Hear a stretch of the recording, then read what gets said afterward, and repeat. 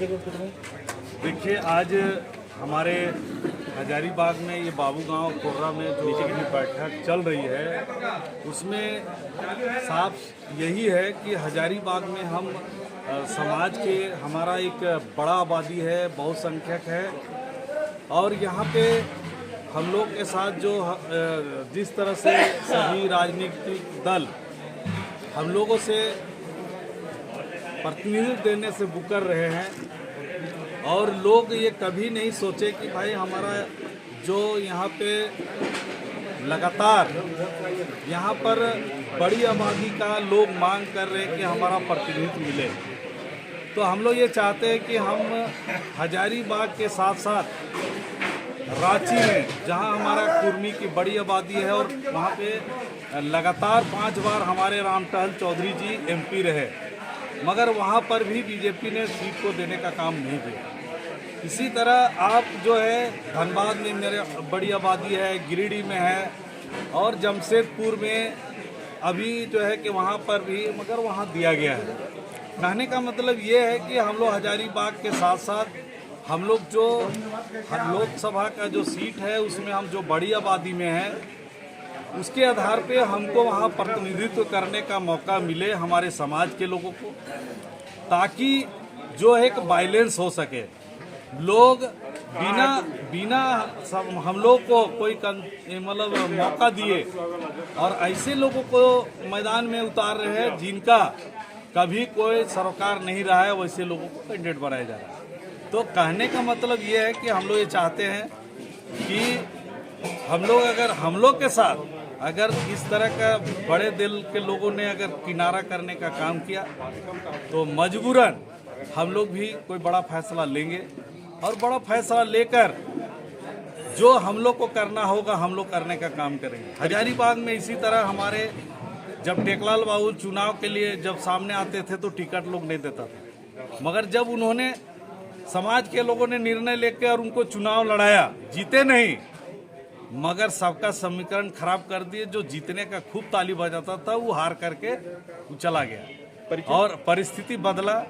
हुआ कि हम लोगों ने जब पार्टी सोचा तो भुवनेश्वर मेहता और टेकलाल महतो जी एक मंच में एक जगह पे लोग जो है पार्टी ने निर्णय लिया कि नहीं हम लोग आप लोग को लड़ाएंगे, तो उन्होंने गिरिडीह में लड़ाया और टेकलाल बाबू रिकॉर्ड मतों से वहां चुनाव जीते, और यहाँ भुवनेश्वर मेहता वित्त मंत्री को 1 लाख वोट से आ रहा है।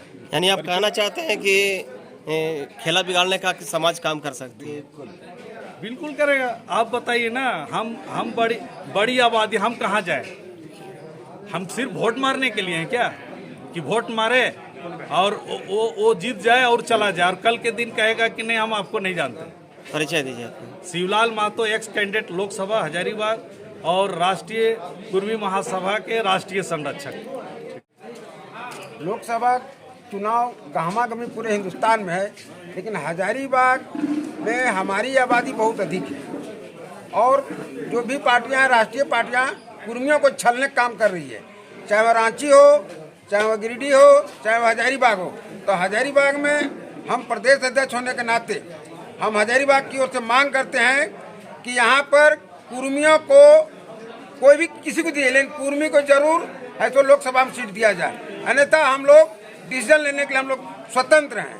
कुर्मी बहुल क्षेत्र है, और जितनी आबादी है यहाँ पर पूरे झारखंड में हम लोग करीब 24 लाख है, मैंने आबादी हमारी है 24 यहाँ पर। तो हम चाह रहे हैं कि हमको मिलने चाहिए सीट, और हम दूसरे पार्टी में जाके दूसरे को जिता सकते हैं, लेकिन हम नहीं जीत सकते क्योंकि हमको देता ही नहीं सीट है। तो अब डिसीजन हुआ है कि यदि सीट नहीं देता है तो हम लोग स्वयं लड़ने के लिए भी तैयार हैं। हजारीबाग से कौन प्रत्याशी हो सकता है? अभी जहाँ तक अभी बैठक हुई, अभी प्रत्याशी का डिक्लेयर नहीं हुआ है, लेकिन कुछ प्रश्न आए, कुछ लोगों ने मांग रखा कि युवा नेता हमारे शिवलाल जी हैं, शिवलाल जी यदि कोई पार्टी टिकट देता है तो कुर्मी महासभा इसको समर्थन करेगी।